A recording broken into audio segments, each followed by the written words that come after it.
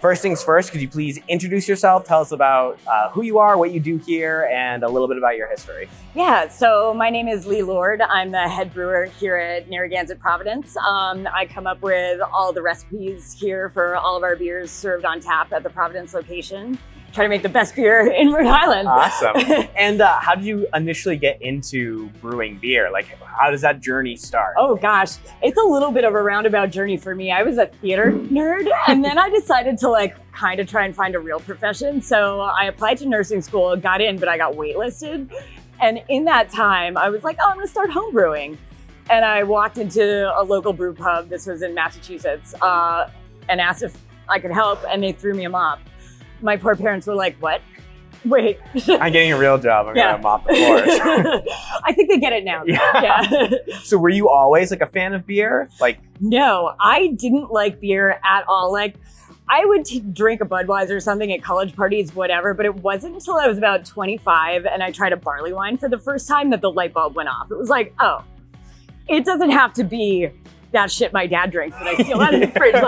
There's a whole world out there, yeah. So can you talk us a little bit or walk us through the beer making process? So the initial design or the idea of oh, we want to make something like this, to conceptualizing it, to brewing it, to canning it. So how does that whole process work? It's a lot of research. So once we come up with a concept, it's a lot of raw materials research, sourcing the right hops for what we want to do, and the right barley. Maybe we want to add wheat, maybe we want to add corn, everything like that. And putting that together and getting that in spec where we want it in terms of color, ABV, IBU, all that stuff. So we kind of math it out on the computer first, and then we go for it. Yeah. Is it a lot of trial and error? You kind of know what you're going to make? Long enough that I can, we nail it down pretty well. Yeah. And a lot of times we get pleasantly surprised. A lot of our IPAs, we're using newer hop technology, and it's oh, this is doing something way better than I even thought it was gonna. Yeah. Awesome. And how long does the beer making process take? So grain to glass, it's a little bit different depending on what you brew, but for our typical ale, like our IPA or our porter or whatever, that's about 2 weeks. For lagers, it's a little bit longer because we like to let those sit, mature, and clean up and crisp up and get that nice lager snap that everybody loves. Awesome. And where do you guys source your ingredients from? So there are a lot now of local malt companies, and we love to use those, but we brew a lot of traditional European style beers, and for those ones I like to source from Europe. One of my favorite malts is called Maris Otter. It's an English malt, and so for all of our traditional English ales, that's the base of it. And then the hops come usually from the Pacific Northwest or New Zealand. Cool. And what has been your favorite beer that you've brewed, or what beer has that special place in your heart that you've made so far? That's probably the 1822 Porter. I based that one. That was a collaboration with the Rhode Island Historical Society, and I found a London recipe that was written in 1822. So I based our recipe on that, and it was a total trust fall. I had never seen grains in that proportion being used in a beer. It was oh, this could be terrible, but it's one of the best beers I've ever made. Awesome. And so the beers here, I've noticed, you guys have porters, barley wines. There's always a wide variety of types of beers. Is that intentional? Are there certain beers that these are going to be the staples of the brewery, and then testing out different types? Or have you been surprised of certain beers that have done really well? Yeah, so our sours took off, and we were oh, we have to have one of these on all the time. We always try to have an IPA, a dark beer, and something lighter for the folks that like a lighter offering. And then filling in the middle is kind of where the fun happens. Yeah. What about the seltzers and stuff that you guys have done? Because and those are way more fun to brew than I thought. Because I remember on April Fool's Day, you guys had we did a hot wiener seltzer. Yeah. It started as a joke, and they pranked me on Instagram the year before that, and then the year after it was well, it was your idea. Now we're gonna do it. Awesome. So speaking of all the different types of beers and stuff you guys make, is there a type of beer that you guys haven't brewed yet that you want to or looking forward? Oh gosh, there are so many old world lagers that I'm so looking for, Schwartz beers, alt beers, things like that. Yeah. Can you give me a little hint of what's to come? a sneak peek of what beer we can expect next? So we have a very long brew day next week. It's going to be a very dark, very heavy and alcoholic stout. We're doing a Russian Imperial Stout next week, and I'm so excited. Awesome. I can't wait to try it. Yeah. Before you begin, can you just let everyone know who you are, what you do here? Yeah, so I'm the on-site events manager, so that runs the gamut of private parties, public parties, release parties, Shark Week, you name it. Anything that happens on here, from food trucks and bands, just people coming in for pints and want to get together. Awesome.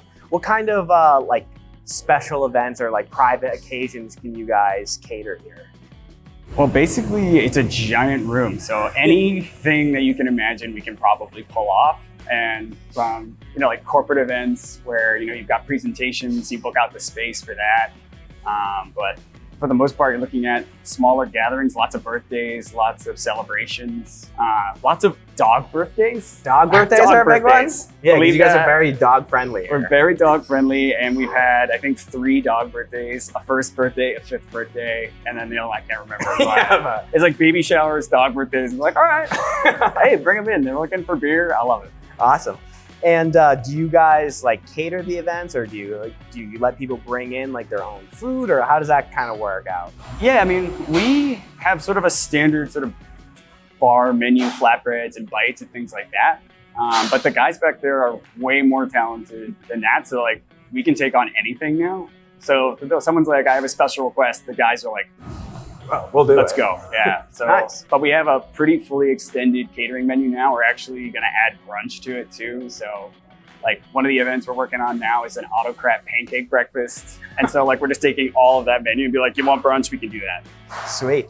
What are some of the reoccurring events that you guys have going on? What's cool about that is that everything we've done over this summer like sort of is the groundwork for next year. So like Oktoberfest is, over 100 years old. Like we've been able to do that, but every year that we're doing it here, we can grow it, change it, expand it, find new ways of making it interesting, whether it's keg bowling, axe throwing, just finding new people and partners that want to come in. But like this summer we did Shark Week, which is a full week of programming, events, talks from shark experts. And that's probably my favorite week of the summer.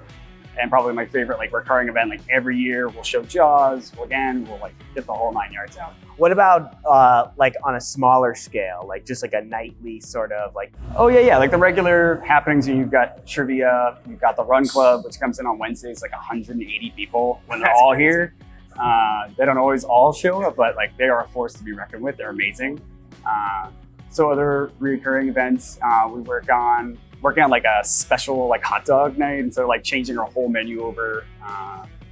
Then we had a CSA, so community supported agriculture pickup here. Like literally a farmer walked in and was like, I'd like to have my pickup here. And we're like, absolutely. Like we all like fresh veggies, and it was just a beautiful partnership over the summer. Awesome.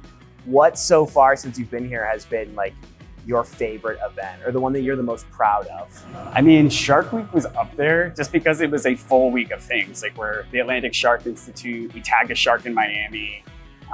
Actually, the CSA, the farmer, and the director of the Atlantic Shark Institute like became friends. Like they were just like hanging out together, and that never would have happened if it wasn't like CSA night and Shark Week at the same time.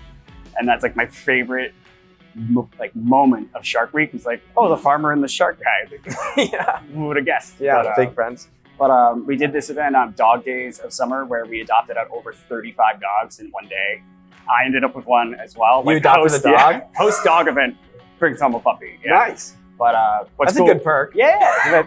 Like we had 3 or 4 different adoption agencies, some vendors, people who make their own leashes and treats, and we took them all outside in our beer garden space. And just being able to see I ran that event start to finish and like planned it out. And now we plan to do one in the spring, one in the fall, and reunions. So like everyone who adopted a dog that day, it's like everyone should come back and like come hang out. That's awesome. Yeah. And I know you mentioned the pancake night, but what are some like what upcoming events are you the most excited for? Or even something if it's not even on the books yet, but just an idea. Ooh, I could get in trouble there, but I have a lot of crazy ideas. Let's just say our insurance guy knows me. He's like, oh, it's you. You have another idea, huh? I was like, okay, so the zip line is out. That's fine. No zip lines No in zip breweries? Surprising. But our third anniversary is probably the biggest event I'm looking forward to planning, making it bigger and better. You know, we got big Nazo, drum troupe, like an aerialist hanging from the ceiling, like all the stops come out for that.